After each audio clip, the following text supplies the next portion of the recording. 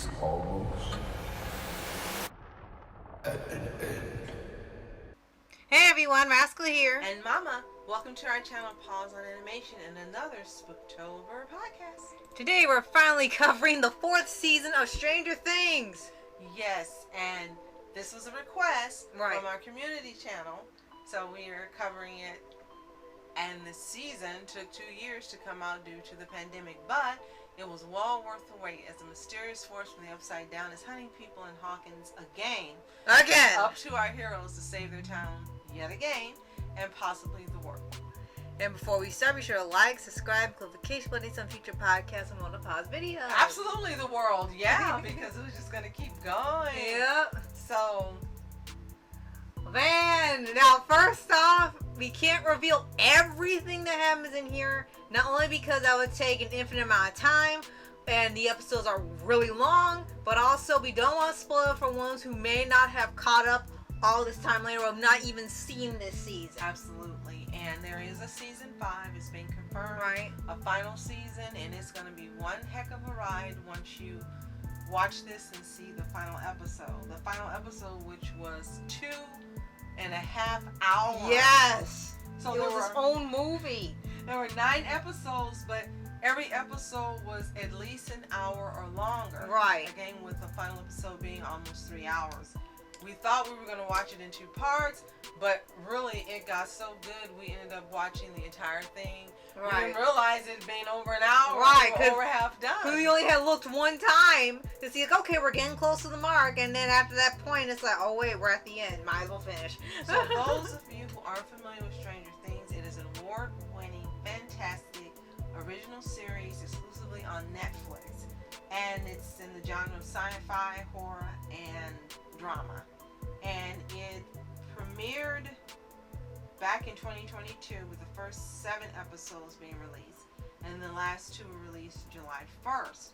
What's different about this season is in season 3 they decided to have it take place 4th of July, which really was bizarre. Yeah. But in this season they went back to the original concept with it being in the fall later in the year, which was very smart. Right. Season 1 and 2, fantastic. Season 3 was iffy and odd. Season 4 took us back to what we loved. Right. And this is one of the times where the creators and producers listened to the viewers and gave them what they wanted. And when Right. you do that, it just works out great for all around. It's a Right. win-win. Right. And this was only, how many episodes again? 8? 9. 9 episodes, But it felt like 18 because of the length. Right. And for this one, as you said, they went back to the fall setting, and this time around, they really thought that the Upside Down was gone after all the things that happened in season 3. But now they have some type of force getting specific people, and it seems random at first, but you see there's a connection to each person that it takes out. And it is not until it gets towards the end when you find out it's something else that's not just the giant monster, it's something else entirely wanting to take over literally the world. And it's nothing you can figure out. Right. Absolutely nothing you would figure out. Right. I just quickly want to say that this season was produced by the creator of the Duffer Brothers. Right. Along with the additional ones, Sean Levy, Dan Cohen, Ian Patterson, and Curtis Quinn. Right. And we were really happy that it felt like the show we were watching the first 2 seasons. They do acknowledge that season 3 did happen, and they still keep in some lightheartedness. There's even some really heartwarming moments towards the end with certain characters and family members reuniting, and it was really missing that horror element that season 3 didn't have up until like near the end. It was more about teen drama and dating and angst and love life and which person do they like and all that. And it was just like, yeah, this is not Stranger Things, and that kind of hinders some of the enjoyment up until the last episode. But here they kind of kept it in the background majority of the time. It kept popping up every now and then, but the entire episode's plot and stuff wasn't hindering on who's crushing on who like it's some old romance drama. And there's nothing wrong with that if they had kept to what the heart was in season 3, but they didn't. And here you still got it, but it hasn't overtaken the storyline.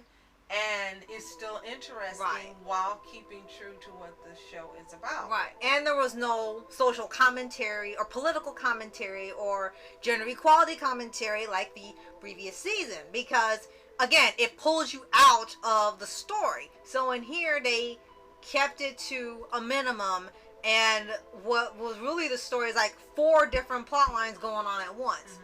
You had this character named 80 Months who was introduced this season, and they believe he is the one behind the people being taken out in Hawkins.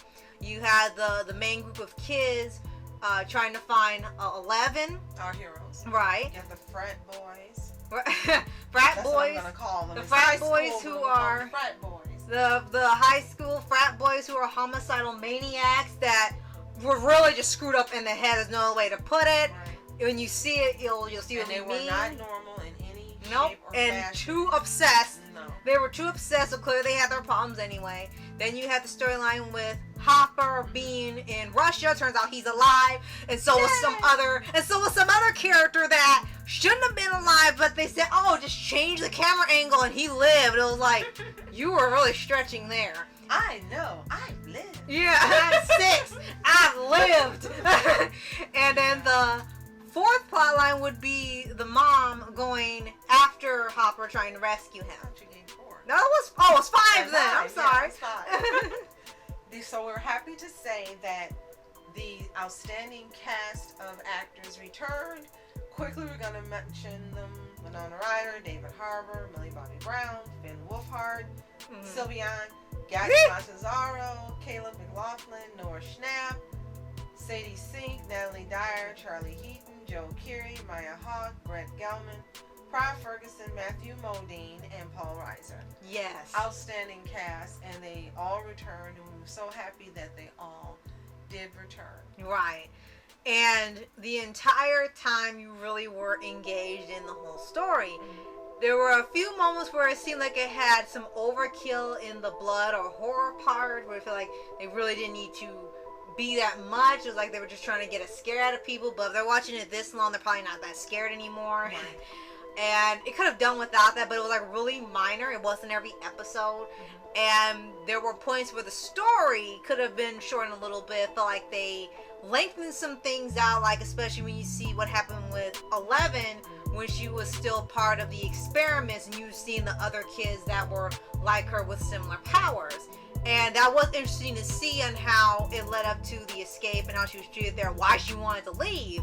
But there were points where it's like, okay, I think we've seen enough, or they brought in bullying. Even with the experiments, they had to bully, and it was like, really? It's like, really? You still have that in your built into you? And this is supposed to be in the 80s, so you still had kids being kids. Right. And there was bullying. There's unfortunately always being bullying when you get groups of kids together, no matter what decade, century, there's being bullied. Yep, that's true, unfortunately. And the whole time, it almost feels like you're watching like a countdown go on, because by the time it gets halfway through and they're trying to figure out how to stop the killings, it starts getting really intense, because the creature that's behind it is aware of them going after it, and it keeps setting up things to either where they're losing their minds, or they're seeing something that's not there, or one of them even trying to get to complete something that, or some type of ritual that will unleash the core part of the Upside Down onto the upside, because that seemed to be the main goal of the creature, is to invade the upside and take over the entire planet, not just one dimension. Now, this season was met with extremely positive reviews, and believe it or not, the first 7 episodes received 13 nominations in the Emmy Awards. Wow. Including Primetime Emmy Award for Outstanding Drama Series. And it won 5. Right, it deserved them. Yes, it's fantastic. Got back to what made this series a standout, unique, something different, something engaging, something that we just hadn't seen before. And really, really happy I got back to that. Right. That being said, we also saw some flashbacks to other characters that were taken out in season 3. Right. In horror flashbacks. So there's some of these characters made guest appearances, even though they're no longer a part of the cast. Right. And it also made it interesting. I have to say, there's so many shows are using the This Is Us.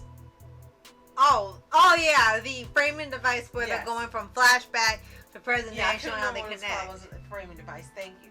They're using that, and they also did it, but it works. Right. And it works so well that just about everyone, whether it's live action or animated or even anime, they use that framing device. Right. But here they made excellent use of it, and again, it just is an outstanding season.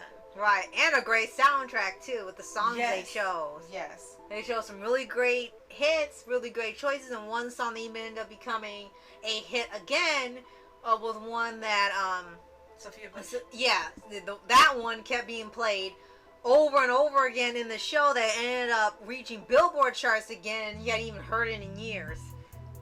Yes, decades. Mm-hmm. So, if you have seen season 4 of Stranger Things, let us know in the comments below what you think. Do you agree with us? Do you not agree? Do you think it really, when the creators and the producers went out of their way to give us something that would make us return home and continue to watch? Right. If you haven't seen it, it's available exclusively on Netflix. I don't think this season is out on a DVD or a tape, right? Like they did one year. I don't think it's out yet, so you'll have to go to Netflix and stream it to watch it. And if you haven't ever watched this series at all, start with season 1. Don't go to season 4; you'll be completely lost. But it's worth investing your time and watching it, because since season 3, this is an excellent series. And I can't wait to see season 5. Right. And don't forget, there's also going to be an anime spin-off called Stranger Things Tokyo. Yes. So we will be getting a little extra in that universe. And absolutely looking forward to that. And if you haven't already, subscribe for updates and weekly videos of your favorite anime series, anime shows, and all things animation. Yes. Thank you so much for watching and joining us. We appreciate you so much. Thank you for subscribing. Thank you for signing up for notifications. Again, just thank you for your support. We really appreciate you so much. Love you guys. So, thank you so much for watching. I'm Rascal Entertainment. I'm Mom Entertainment. Have a toontastic day. Peace and a continued Spooktober.